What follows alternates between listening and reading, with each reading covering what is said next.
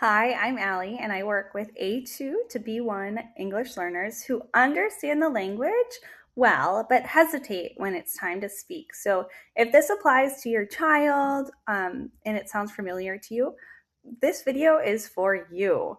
So, if your child is preparing for the Cambridge B1 preliminary exam, which is also known as PET, you may have noticed something that they might be memorizing answers. And while that actually feels safe for some students, it can actually hinder and hurt both their score and their confidence. So let's talk about why. So memorizing feels safe because it's predictable, right? The answer doesn't change. They know exactly what they're going to say. There's no surprise, there's no improvising, there's no risk. And for high achieving or perfectionist learners, this can feel comforting, right? But speaking exams are not about reciting. This is also not practical for real life English use either, right? When you're speaking with a native English speaker, they might throw out a different question or word it slightly differently, right? Not everything is a textbook answer, which we have to remember. So, when we talk about the PET exam, we are going to talk about what examiners are listening for. So they are listening for communication. They want to see if your student can respond naturally. Can they answer questions? Can they interact with a partner? Can they handle follow up questions? So go ahead and pause and think about how your student would do in this situation.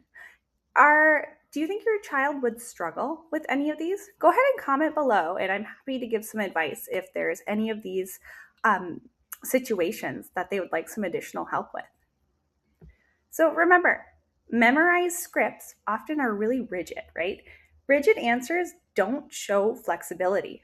So remember, you cannot memorize the phrases and responses to everyday conversations in English, right? It could change day to day in conversations. So just think about your native language in conversations. You don't have the exact same repeated conversation every day, right? It changes little by little. Awesome. And when students memorize a full answer, three things happen. One, it obviously sounds rehearsed. Two, if the question changes slightly, they struggle to adapt. And three, it increases pressure. So now they aren't just speaking, they are trying to remember. They're digging deep for what they had already practiced. And that cognitive load can make them freeze, right? And oftentimes, my stronger students believe they need the perfect answer. They want sophisticated, beautiful vocabulary, complex grammar, long responses.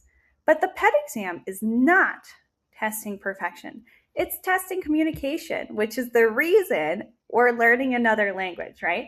I learned Spanish so I could communicate with Spanish speakers, right? That's what language is all about, is communicating. So same thing. The PET test is testing communication. So clear, simple answers are often stronger than complicated, memorized responses, right?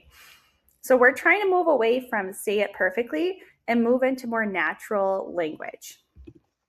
So instead of memorizing these full answers, I want you to build flexible structure. So, for example, I teach my students sentence starters that they can use in many situations. So, some examples of these sentence starters are I think, one reason is in my opinion. So, these three sentence starters are tools to help them communicate clearly. And they are not scripts, right? They're just awesome ways to help students move from A2 to B1. Excellent. So, next, something that I love to do with my kiddos is to encourage them to expand naturally. So, for example, they answer the question, they give a reason, and then they can add a small example about their personal life. So, this shows thinking, it shows communication, and it is exactly what the examiners would like to see. So, a tip for my parents here: When practicing at home, encourage your child to make meaningful and personal connections. So, this is a highly engaging technique that creates meaning, especially for children. So, I use this technique with my students, my young students, all the way to my adult students. So, it's a great, great way to develop connections and meaning within the language. Awesome. So the PET exam includes interaction, right? Students may be asked to follow up. They might be asked follow up questions, right? So kids have to be ready to adapt. If they rely on these memorized answers, they might panic when the conversation shifts. So if they can practice this flexible thinking, they stay calm. I actually have a great example of a student I worked with. So I worked with him for 4 months before his PET exam. He was so shy, and it was his first time ever working with a native speaker. So he had never spoken with a native English speaker. So that was a shock, right? My accent might be a little different than his teachers. I might ask questions a little differently. So working with me really helped him think outside the box and be ready for those follow-up questions, because this is something you do naturally in a conversation. So I highly recommend finding a native speaker to practice with your student. And this student excelled tremendously, almost a perfect score on the PET exam. And it was incredible to see how he accomplished that and how he's continuing to improve his English. Excellent. So again, I want you to sound like a human, not like a robot who memorized these answers. We are not perfect, right? So, natural language is better than perfect language. So, simple and clear is much better than complex and memorized. So, remember, examiners are listening for communication, not for performance. They want to see your child successfully engage with native English speakers. That is the goal of learning a language, right? Is to communicate. That's exactly what they're trying to see if your child is capable of. Awesome.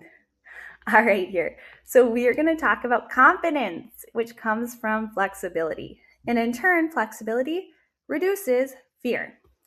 So when students can adapt their answer and change on the fly, their confidence increases. They don't feel trapped by these memorized answers, by a script. They feel prepared and flexible, right? So that shift reduces anxiety significantly. And going back to my case study of my student who excelled on the PET exam, this is something that I was so proud of him. His confidence, he was very shy when he first started with me, and his confidence skyrocketed. He is so excited to use English. He's excited to tell me about things in his life. So remember, flexibility is so important, and it takes time to develop confidence, but it will happen. All right. So when we are focusing on preparing for PET, I want you to think about training thinking, okay? So practice giving opinions, practice explaining, and practice reacting naturally. So these are what they would like your child to do. So this builds real exam confidence. So I work on this with my students all the time. For some students, I might be the first native English speaker they have ever spoken to. So it's a really great way to increase confidence and increase communication skills. Awesome. So if your child is preparing for the B1 preliminary exam, remember this. Strong scores come from clear communication, not memorized speeches. So if you are guiding an A2 to B1 learner towards the PET exam, this channel is designed to support both exam success and real world confidence, right? That goal is to communicate with native speakers. And I'd love to know, what is your child doing right now? Are they memorizing answers? Are they practicing flexible speaking? And thank you for coming. We'll see you next time.